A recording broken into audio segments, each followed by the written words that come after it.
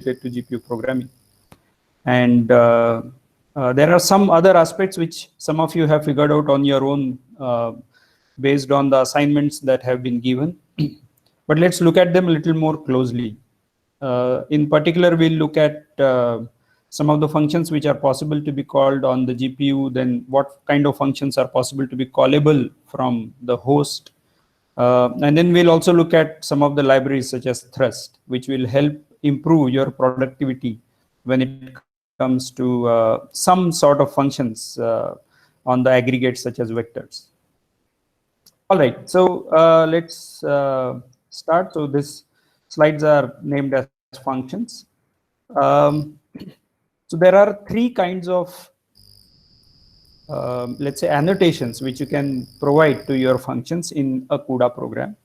One is device, another is global, another is host. So we know about host, which we know about global, which is underscore underscore global underscore underscore, which is a function which is run on the device, which means it is run on the GPU, and it is callable from the host. So this part is known to us. Let's look at the other one, which also we briefly came across. So device is a function which is again executed on the device, on the GPU, and it is callable from the GPU itself. That means that it is callable from a kernel which is running on the GPU, or it is callable from other device functions. So similar to our CPU functions, which don't have any like tag in when we write a sequential C program. These device functions are going to be similar to them, just that those are callable from internally by the other GPU functions and kernels. There is, for completeness sake, there is underscore underscore host underscore underscore also. That function runs on the host and callable from the host. So you cannot call a host function from a GPU device. Right. So there are restrictions which we know, that is global defines a kernel, it must return void, and one can have multiple kernel functions, device functions, host functions, etc. And the same function can also be called multiple times as well as recursively, etc. So all of this we know. Any quick questions on this one? Otherwise, we'll look at one specific example of this.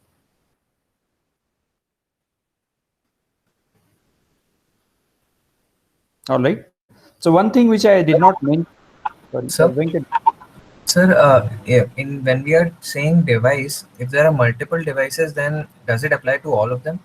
Yes. So if you have multiple devices, you can have a device function which is running on that appropriate device. So the way it happens is that anyway the code is going to get copied to all the devices, and you need to choose a particular device. As we go to multi-GPU programming in the topics part of this course, you will realize that you can choose a particular device. These devices are typically numbered as 0, 1, 2, 1, 2, 3. So you can say CUDA set device 0, CUDA set device 1, and then that device gets chosen. So if you call a kernel after choosing a particular device, that kernel is going to get called onto the other device. All right. Okay. So yeah. So one thing which I have not mentioned is about this part. So although we say that a kernel function is callable from the host, there is also a possibility that a kernel can be called from the device also. So this is where the this is called as dynamic parallelism, but essentially this is a nested kernel call, which is possible. So not necessarily for the same kernel, but from one kernel you can call another kernel and so on. So there is a possibility here that you can actually call a kernel function from a device. We'll study that also later. All righty. So let's look at one specific example. This is split across two slides. Yeah, go ahead. Sorry, sir. So can a device call a device? Can a device call a function on another device? From one device to another. No, there is no way to specify that. So this CUDA set device needs to be done on the host. which means that the host has to call the kernel onto the other device. So at least I am not aware. I mean, there doesn't seem to be any mechanism such that from one device, from one GPU, can you call a kernel on the other device. That doesn't seem to be the case. So the way it is going to happen is that from the host side, you call a kernel onto one device, and then you call another kernel or the same kernel onto the other device. That is possible. But from the same device, I have not seen such a mechanism. Of course, you can have kernels running onto two different devices at the same time. Could be same, could be different, and they can communicate with each other. So there is a way you can exchange data across the kernels. So that is possible. So for example, we sometimes the communication can happen via the host. So that is anyway possible, that you do a CUDA mem copy to the CPU memory, and then from CPU memory the modified value gets transferred to the other device. That is possible. But in some cases called as peer access, some GPU devices have a hardware interconnect across GPUs, in which case you will be able to communicate directly across GPUs without involving the host. So that is possible. However, I have not seen any way to call a kernel onto another device from a device. Okay. So Okay, thank you, sir. yeah, no problem. And sir, does NVLink and SLI come under that second case that you talked about? The hardware interconnects between devices. Yeah. So NVLink also comes under that, but that is not really the necessary thing for peer access to happen. Even without NVLink, even using normal PCI Express, it's possible that some GPUs can communicate with each other. So yeah, NVLink is NVLink can be used for connection between the host and the GPU as well as across GPU. So that is going to improve the bandwidth, but that is not necessary for peer-to-peer communication. Okay. Thank you, sir. Sir? Yeah. Yeah, So- go ahead. So, just a small question. What is the difference between declaring a function as __ host and just basically declaring it without that? Yeah, that was some question which I was expecting. Yeah, so if you have the host, I mean, you have this host keyword, but I mean, if you don't specify anything, then doesn't that seem to be a function running on the host? Yes, that is true. But you will see in the example itself that there is a reason why we need to have such a keyword. So it's not like our auto keyword in C, which I mean hardly anybody uses, and therefore now it has been moved. For example, in C++11 or forward, we are using it for, let's say, identifying the identifying the types automatically. So its purpose was a little different, but yeah, it's not exactly like that. The host has a purpose, and it will come on to in this example itself. But in particular, what happens is that the same function you can specify to be running on the device as well as the host.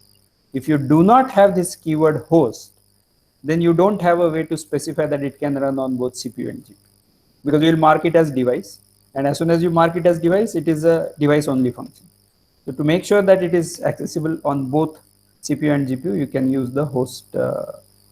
So I'll come to that. That was a good question. Yeah, and I'm happy that you guys are back to your question answering mode, question asking mode. That also keeps me awake, right, during the class. All right, so let's look at this particular function. We have different kinds of functions. Yeah, so this is the one that Niranjan was asking. If I do not have this, then as far as DH function is concerned, which is device host function, it will run only on the device. I need to specify that I can run on both CPU and GPU, and therefore I need that host keyword. So that is how we define the function. So the rest of the function remains the same, except for these declarations which we need to provide at the start of the function. Then there is a device function which takes certain arguments and it can call a device host function, because device host function can run on both CPU and GPU. A device function can call a device host function. Similarly, there is a kernel here. That kernel is allowed to call a device function. Can it call DH function?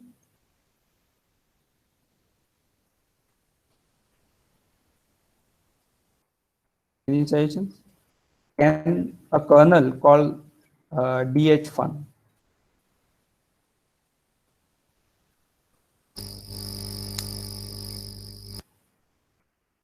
Okay, many of you are saying yes. Okay, so that is correct. So that kernel can call a device function as well as device host function. A kernel cannot call a host function. That is okay. Okay, I'll come to this host device part also after I have explained these different parts. So then there is a host function, which even if you don't specify, that becomes a host function. And from the host function, I can call a device host function. Right? So this part is also fine. And then there is going to be main, from where I can call a kernel, I can call a host function, as well as I can call directly a device host function.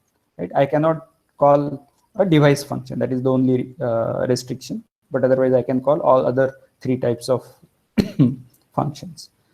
So this is what is the callable part from different devices. But there is, what is the difference between global and device host? So Krishnavamsi is asking, what is the difference between global and marking the function as device host? Krishnavamsi, you tell me. Do you see any difference? I'll just go back to the previous slide. Do you see any difference?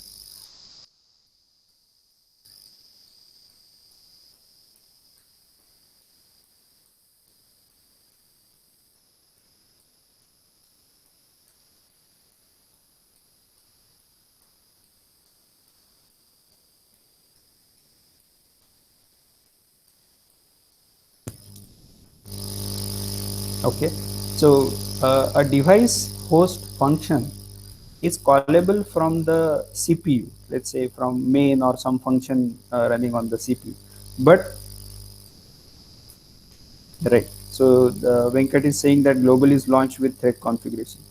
The whenever you call a device host function from main, that is going to run on where?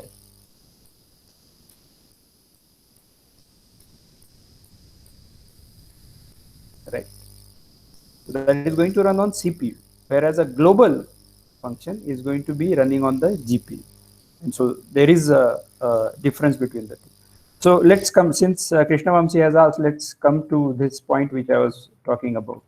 What is important when you are marking some function as host device? There is some additional precaution that a programmer needs to take. What would that be?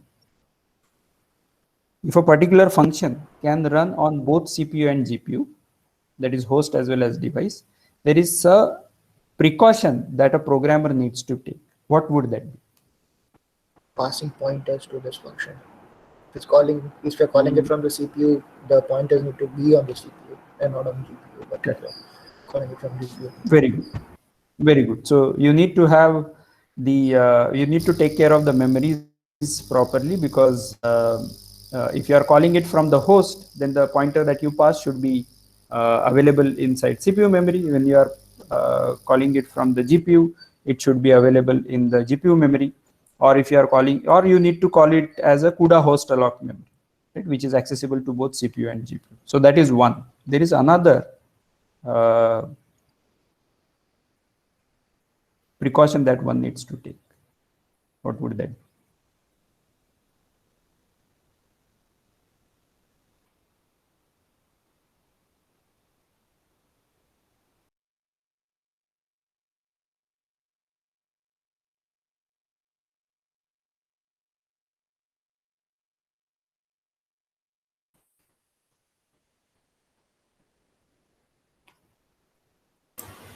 So maybe when we are calling the function, a host device function from global, then all threads might call it.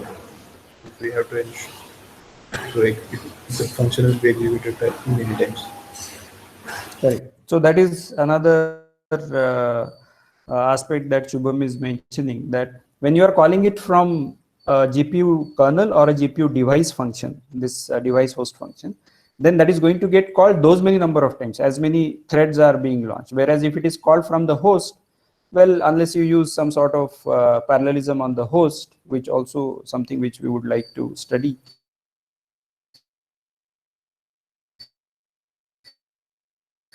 is that it should work in both the cases. That is another problem, right? So one we said is that you need to take care of appropriate memory being passed via pointers. Second thing is that you need to be careful that on the GPU it is going to run in parallel, whereas on CPU it will run in sequentially. There is something more that you need to worry about. Anybody wants to try?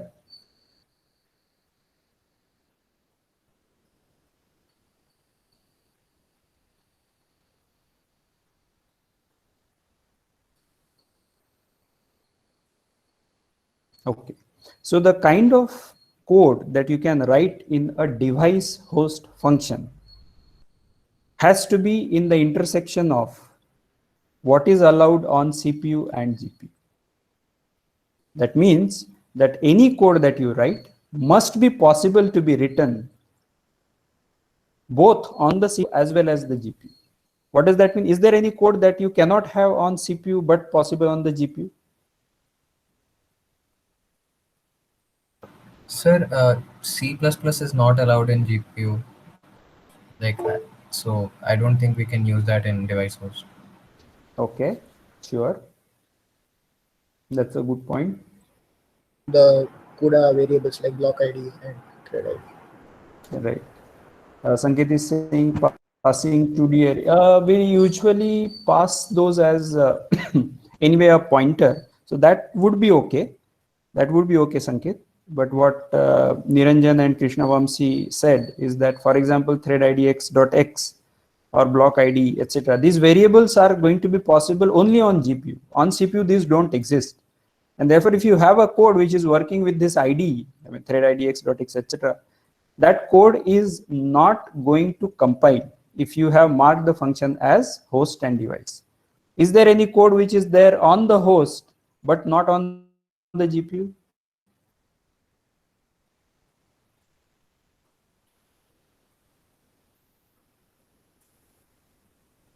Sir, if there is any global variable which is accessible only on the host, only on the host, then maybe we can't have that on the GPU.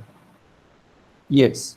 So the global variables which are on the host, you will not have access to that on the GPU and vice versa. But is there any some sort of code that you can write which is possible on the host but not on the device?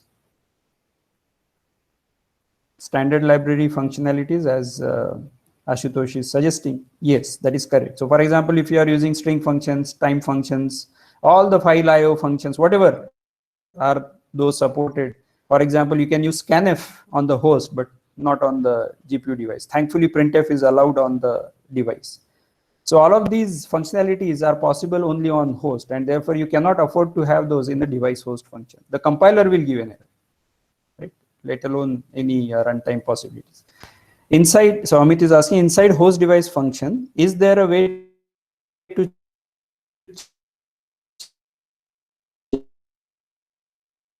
check who called this hash define CUDA arc underscore CUDA underscore arc underscore, right? So that is what I recall, but I'll confirm that. I think I have possibly code corresponding to that.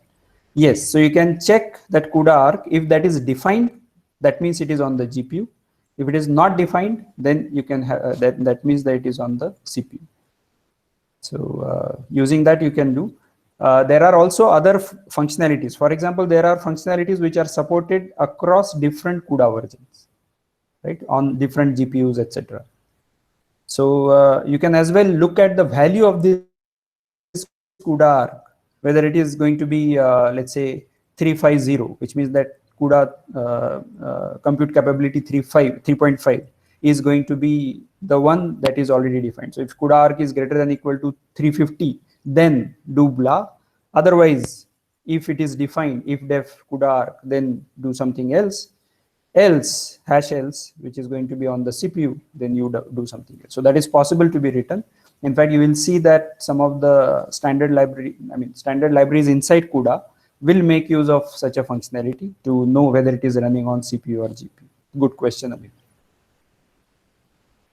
All right. So any other concerns, questions so far?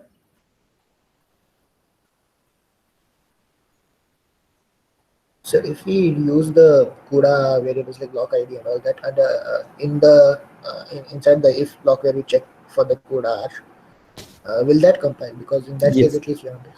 Yes, that is a pre-processing. I mean, that hash CUDA arc anyway is going to be defined or not. So that is going to be compiling. So as long as it is guarded by hash if. So what actually happens, I'll mention to you the reason why that works is because there will be two copies created for that function, one on the host and another on the device. These copies are going to be two separate functions for the same with some name mangling. And one will use only the if part, another will use only the else part. And these two are going to get compiled for CPU as well as GPU separately. And whichever compiles is okay, whichever gives error, that error gets shown. So yeah, you are right that will it compile? Yes, it will compile. Okay. Sir, Yeah, Venkat. so when we are having two copies, one on the CPU, one on the GPU, then is it possible that the GPU, like when they are doing an optimization step and using the pre-processing, they can do dead code elimination kind of thing and remove the part? Does that happen, or will it report an error for sure? No. So as far as pre-processing is concerned, that is happening much before the compilation only. Right? So if you have hash if def CUDA, so you make two copies, and then whether you make two copies first or whether you do hash if def, I think you will have to make two copies first, and then the hash if def gets applied, because that seems to be the only way. Otherwise, is there a way you can do pre-processing first? That won't be appropriate because you would want that to be accessible in both CPU and GPU. So looks like you will have to make two copies first, and then you have hash if def, which will be removed because of the pre-processing pass, and then you have only the smaller part, only the, let's say, the if part and the rest of the processing into one function, and else part and rest of the processing in the another copy. Sir, I mean, it's a pre-processing step, that is fine, but like while compilation, we can't just straight away remove the if or else part. No, let's suppose I'm on the CPU and the if part is the GPU code. Then like if I have my copy, then the compiler, like it will need to compile the else part as well, right? No. We are not talking about the if else of the if else construct. We are talking about the hash if hash else construct. Hash if def. I'll just type it in the. Sir, I mean, the point of the hash if def was that so that I can see which device or host called my function, right? Not only that, whether it is a CPU or GPU, that also comes under this. So you can have hash if def, for example, hash if def. I'm assuming that this is the variable, but it could be some underscore might be here and there. So you can have this hash if def, which is defined only inside the GPU part. So using this, you'll be able to figure out even between CPU and GPU, not necessarily across different versions of CUDA. The different versions of CUDA are required because maybe, let's say, in older versions, atomics were not supported. So you might want to do it in a different way. Or in the newer versions, atomics for doubles were not supported, but are supported now. If you have some sort of tensor code that is supported only now and so on, Volta onwards and so on. So that's the reason why you would require CUDA arc as the value of CUDA arc. But otherwise, if it is not defined, that means it's a host code. Okay, sir. Thank you. Yeah, but in general, you are right that if you have actual if else in the code, that you need to definitely compile, because you don't know whether if is going to get executed until runtime or not. So that is correct. Compiler doesn't know about it. I mean, in general, if it knows, then it will optimize it. All right. So we'll move ahead from here. So we have kind of understood this part and different calling. I mean, who can call from where, etc., using this function. And I'm just showing it pictorially, that from main I'm calling host1, from host1 I'm calling dh1, etc. Main I can call dkernel, from main I cannot call dfun. So this particular arrow is not allowed. Right? Can host1 call dfun? No, that is also not allowed, and so on. Right? So this does give some indication. There are some more arrows possible in this diagram. Can somebody tell what are the other arrows possible?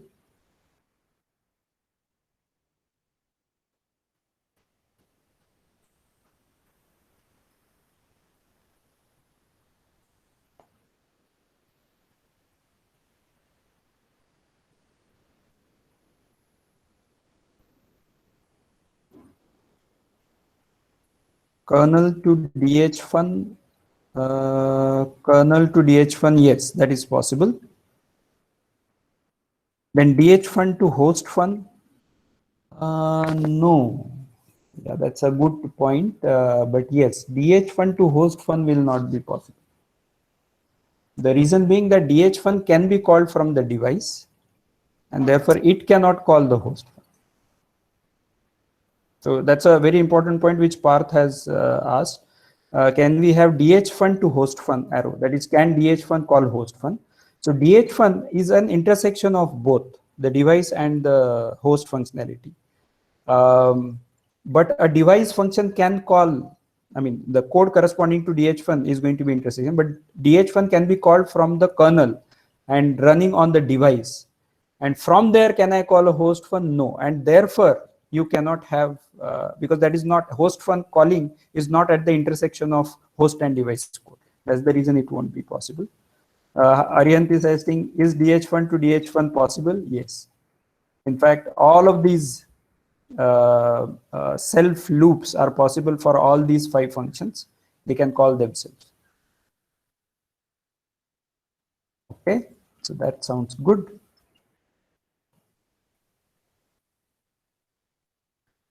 Let me move ahead. Yeah, how about dh1 to dfun? Yeah, so this is very similar to what Parth had suggested. That can I have an arrow from dh1 to dfun? No, you cannot have that arrow, similar to dh1 to host1. All right, so that sounds good. So as I was mentioning that you could pass, we were talking about the memories across CPU and GPU. And it turns out that as soon as you have a function which is host and device, then host alloc memory turns out to be a very useful thing for such a function, because it is accessible from both host and device. For example, you can write a code something like this, where let's come to main first. I allocate some counter, right? I do star counter equal to 0. Then I call a kernel, right? As well as I can call a function using the same pointer variable that I'm passing to the kernel as well as the function. And inside the print k kernel, well, since fun is a host device function, I can call it from both CPU as well as GPU, right? And inside that I can have some common processing. That common processing on that particular memory location can be, since it is host alloc, you can do arbitrary processing. I mean, arbitrary meaning whatever is possible to be done at the intersection of host and device codes. And that turns out to be useful, because then you don't have to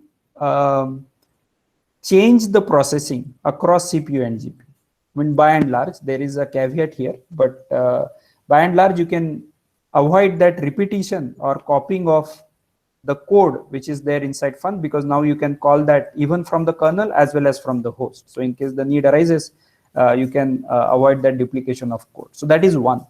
However, the small caveat is what we discussed earlier, as one of you have suggested, is that in this case it was okay because I'm calling the kernel with a single thread. That means both the times fun gets called, it is going to be executed in a sequential manner. However, in general, when you have host device memory, that is going to be running in parallel when called from a kernel, or directly or indirectly, whereas it is going to run sequentially when called from host. So that you need to be a little careful about. So that should always be remembered while even while dealing with host lock memory. But if you have single counters, if you have sequential codes, etc., usually that suffices. And importantly, you cannot guard this. You cannot say that if thread idx.x equals 0, only one of the threads is going to do the processing. So that will make sure that only one update will happen and so on. That you cannot have because this is host device function. Thread idx.x is unavailable on the host.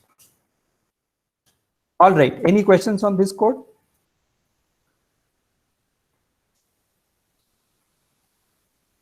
Sir, Yeah, Venkat. sir, can you explain this part again? I didn't Sure. get it. No problem. So what I'm conveying here is that if you have host alloc memory, then that is definitely going to be accessible from CPU and GPU, which can be freely passed as parameters even to the GPU kernel or the function which is callable from the host and running also on the host, because this fun is both host as well as device function.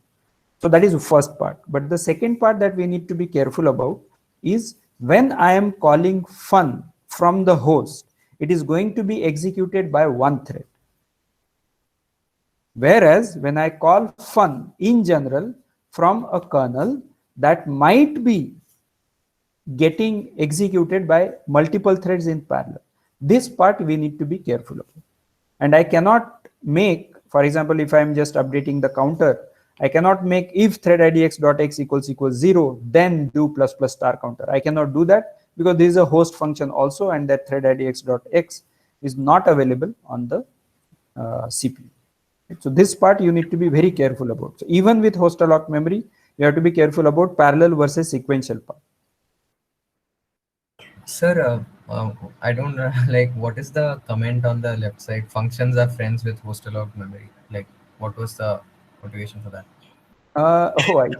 That is just to say that since you have host and device function being callable from both CPU and GPU, you don't have to worry about which memory I'm passing when I'm calling the function. If it is host alloc memory. Otherwise, we said that if such a function exists, then I need to make sure that while calling from CPU, I need to pass the CPU pointer or pointer pointing to CPU memory. Whereas calling from kernel, I need to make sure that it's a CUDA malloc memory or a local variable inside a function, etc., inside the device function, etc.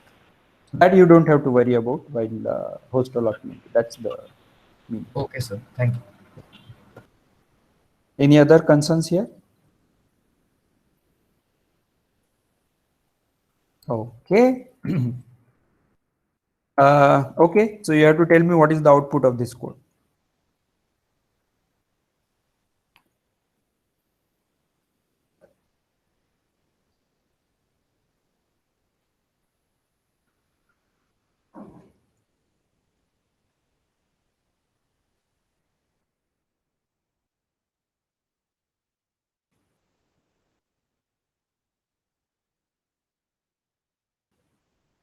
So I think there are three printfs which are going to get printed. One is this one, the second is this one, and the third one is this one.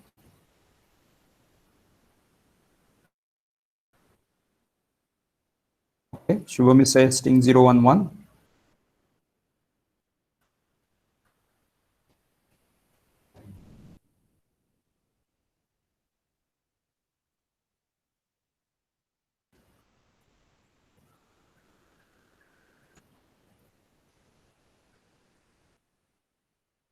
Any other suggestions?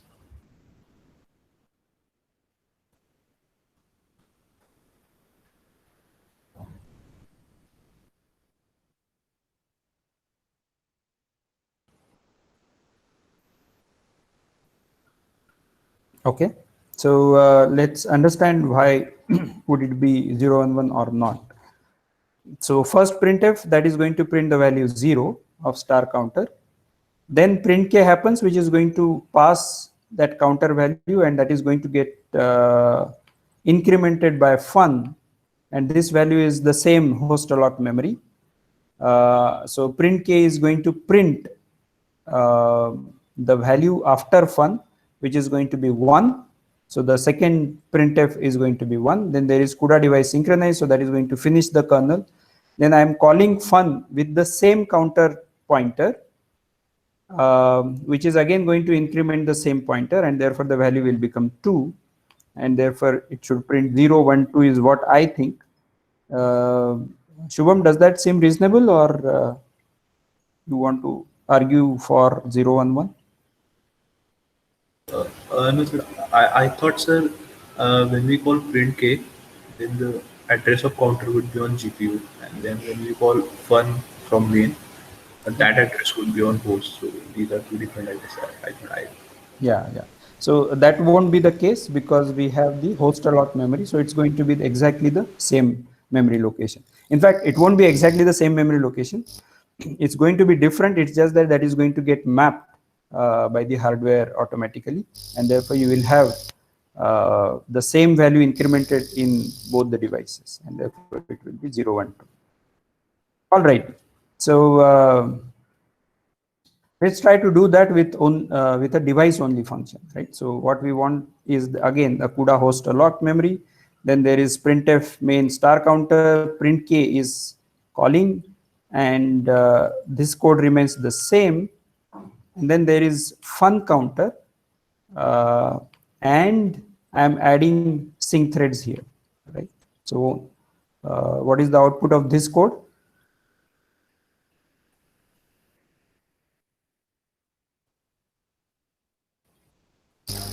it should be error. Okay, good. So as Shubham and Krishnavamsi have suggested, as well as Avinash, sorry, Piyush, we should have a compile time error because it's a host device function, and on host we don't have sync threads and so on.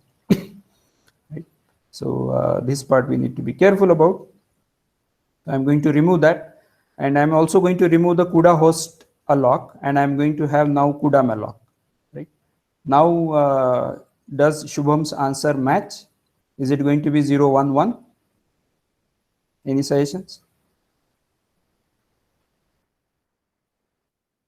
Or will it still give an error?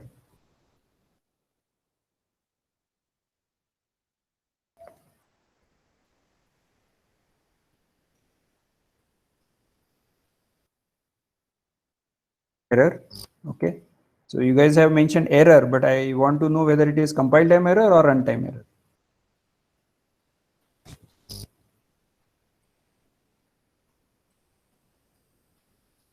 Sir? Yeah, Venkat.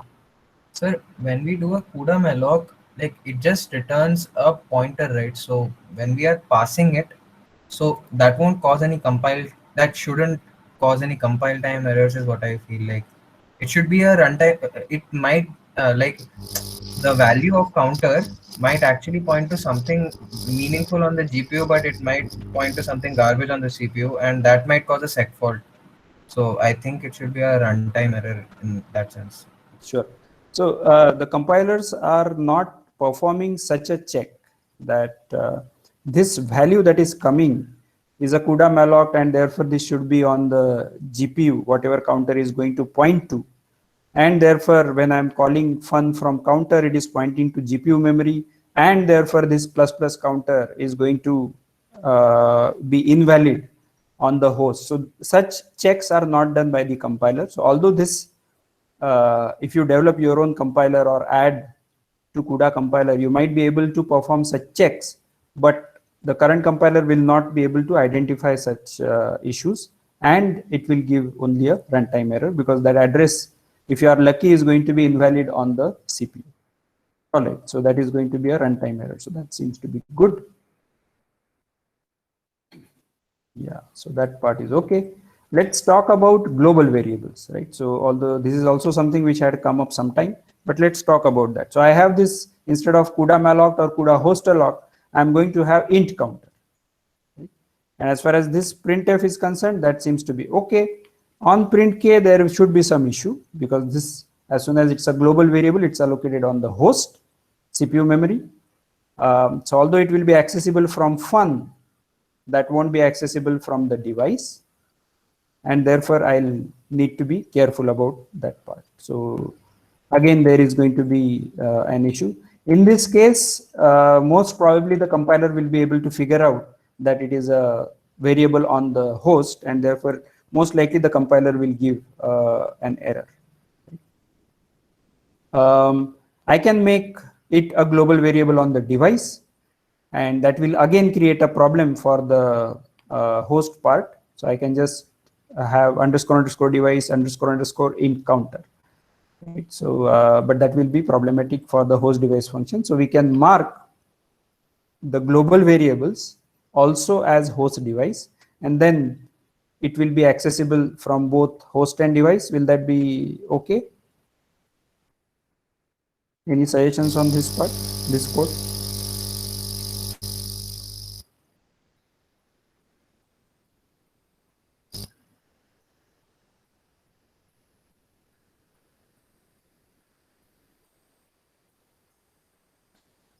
So, Yeah, Venkat.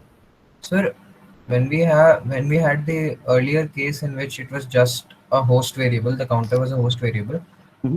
That time, so in this case, we said that it cannot be accessed. It will be caught at compile time. It might be caught at compile time. Was it because like the device driver maintains some kind of symbol table and it knows that these are the symbols available, like due to CUDA malloc or anything? And so, is Yeah. that what's going on? Yeah, so the device driver will not come into picture because this is still during the compile time. But during the compile time, it will know that the counter value is going to be, yeah, so it will keep track of in the symbol table during the compilation itself that counter is going to be accessible on the CPU memory. And so this check gets performed by the compiler.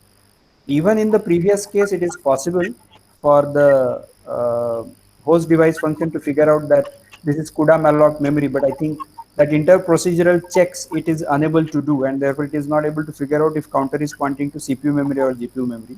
But it is technically possible. For example, if you are able to manually figure it out, most probably it is codable, just that it is not coded. Whereas this part is coded, and therefore it will be able to figure out. Yes, it keeps track of whether it is allocated on CPU or GPU. Sir, I'm just confused because this case we are saying it's compile time. In the previous case also, I think we could have figured it out, right? Why was Yes. it a check fault?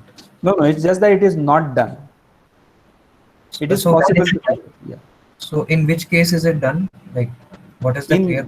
In this the screen that I am showing, the int counter is global. In this case, the compiler is able. In both cases, compiler is able to figure out. But I think this is the one that the compiler issues error for, whereas the previous one it doesn't. The reason being that some of the interprocedural optimizations are not done in the not implemented in the compiler. That is one. Second thing is that the pointers are also coming into play, and analyzing pointers turns out to be a little challenging.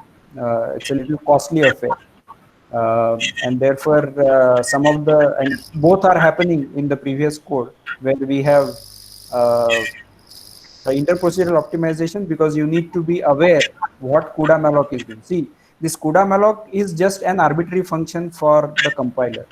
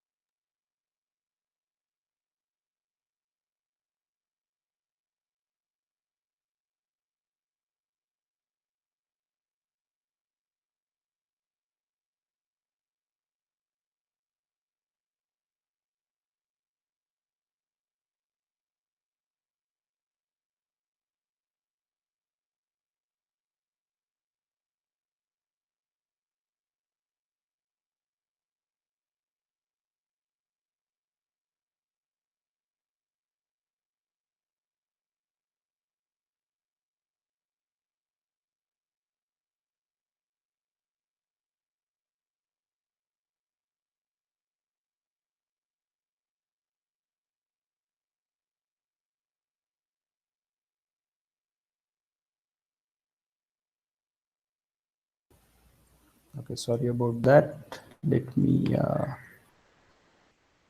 get back to my slides.